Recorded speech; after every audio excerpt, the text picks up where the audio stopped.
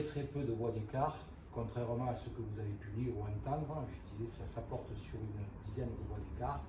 Et sur la catégorie service qui aujourd'hui est concernée, ça porte essentiellement sur 3 voix d'écart. Donc c'était important de faire valider les anciennes élections. On avait eu des retours, notamment de chefs d'entreprise qui n'avaient pas reçu des enveloppes, un certain nombre de faits qui nous étaient apparus à l'époque très contestables. Nous avons contesté devant la justice. On pensait que cette justice serait peut-être un peu plus rapide.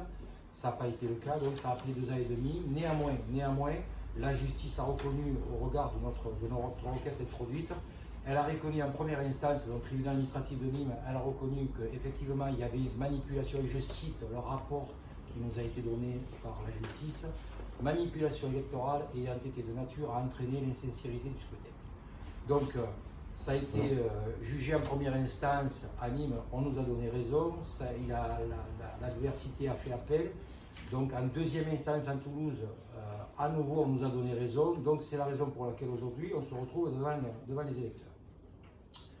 Et il n'y a que la catégorie service qui est impactée par à notre grand désarroi, parce qu'on avait demandé, dans la mesure où on manipule ou on fraude sur une catégorie.